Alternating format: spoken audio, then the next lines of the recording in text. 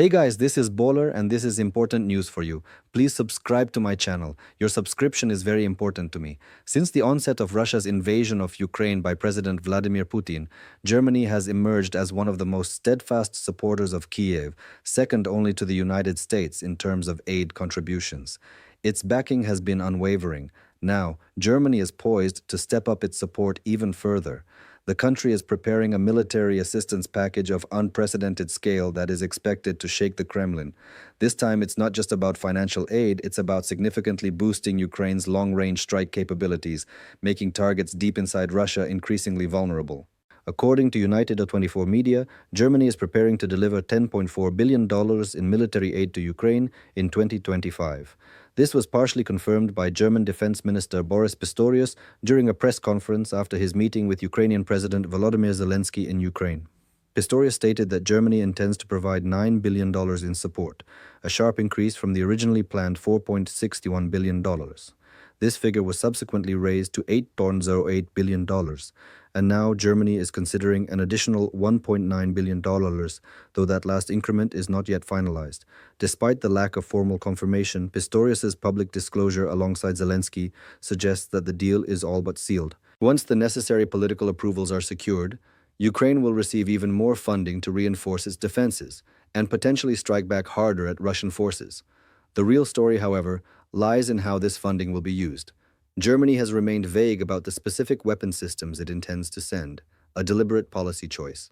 In May, German Foreign Minister Johann Wadephul emphasized that Berlin would no longer make public declarations about combat systems, a move meant to prevent Russia from preparing countermeasures. Nevertheless, it's known that a substantial portion of this financial support will go toward the production and procurement of long-range weapons. United24 reports that Germany will directly participate in both processes, aligned with Ukraine's operational requirements.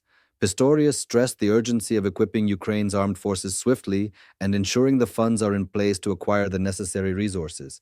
This marks a significant shift in Germany's role, from supplying primarily defensive systems to enabling offensive capability deep into Russian territory. The shift was formalized in a late May deal between Germany and Ukraine, which included joint production of long-range missiles on Ukrainian soil. German Chancellor Friedrich Merz stated that a memorandum of understanding would be signed for procuring these domestically produced systems. Though the specifics of the deal are not public, Germany appears to be supporting either the raw material acquisition for Ukrainian manufacturing or purchasing the completed missiles and supplying them back to Ukraine. Either approach serves the same strategic goal, extending Ukraine's reach into Russian territory.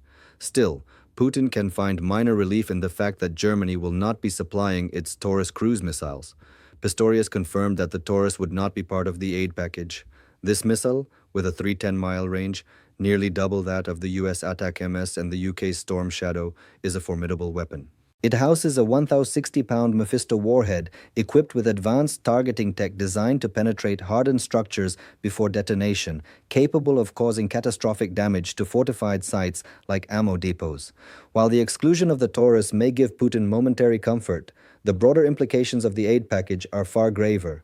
Ukraine's strike capacity is expanding, and Germany's strategic posture has shifted.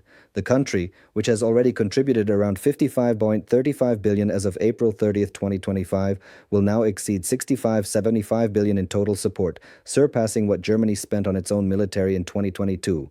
This surge in assistance signals Germany's determination to empower Ukraine in the face of Russia's aggression. It also marks the reawakening of Germany as a military force in Europe. In a previous video published on May 29th, this transformation was explored in detail. To date, Germany has provided 3 Patriot air defense systems, 11 IRIS-T units, 5 SLS and 6 SLM, 60 Gepard anti-aircraft guns, and 300,000 rounds of associated ammunition. This reflects Germany's earlier philosophy: strengthen Ukraine's defensive capabilities on its own soil without directly enabling attacks on Russia. Pistorius's announcement indicates that this philosophy is evolving. Although the Taurus missile remains off the table, the focus on building long-range weapons within Ukraine reveals a broader strategic shift. Germany now supports both defense and offense, openly backing Ukraine's capacity to strike Russian targets. Evidence of this policy transition dates back to May, when Merz announced the lifting of all restrictions on the use of German-supplied weapons. Other NATO allies, Britain, France, and the US, have made similar declarations, removing limitations that had previously prevented Ukraine from targeting Russian territory. Ukraine now has carte blanche to strike military objectives inside Russia, and Germany is helping ensure it can do so effectively. Other countries are also stepping up. The UK has pledged $472 million focused on drone technology, contributing to a broader $6.9 billion commitment for 2025, including $334 million for troop training. Belgium has promised $1.15 billion annually through 2029. The Netherlands, Norway, Sweden, and Canada have all announced multi-million-dollar packages targeting drones, naval defense, and artillery. Germany is spearheading a continent-wide effort to supply Ukraine with exactly the tools it needs to push back against Putin's ambitions. Beyond weapons, Germany is collaborating with the EU to invest in Ukraine's future. A joint $20.7 million package has been announced for Ukraine's Energy Efficiency Fund, with Germany contributing $5.7 million. This demonstrates that Berlin isn't solely focused on Ukraine's present, it's committed to shaping its post-war future free from Russian control. German officials increasingly view Russia as a direct threat to Europe. General Carsten Breuer, Germany's defense chief, recently warned that Russia is rapidly rearming, including the capability to build 1,500 tanks per year, many aimed at NATO's borders. Breuer stated that Europe must be fully ready by 2029 to respond to any escalation, but stressed that preparation must begin immediately. German intelligence officials share this concern.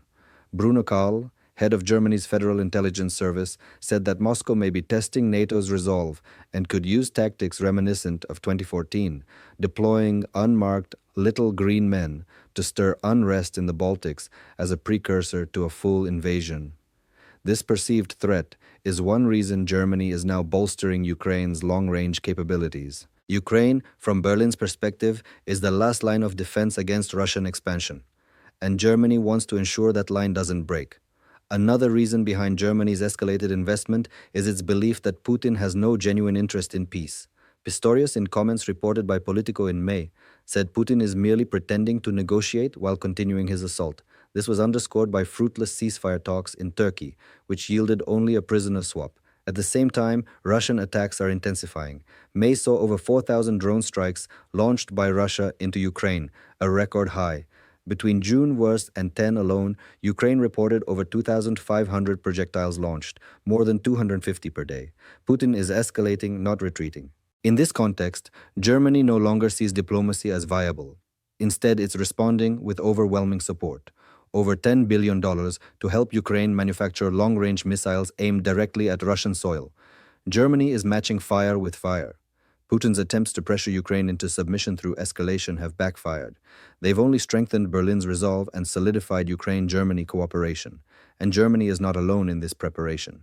The UK, too, is reinvesting in its military power with a new submarine program that will restore the Royal Navy's strength.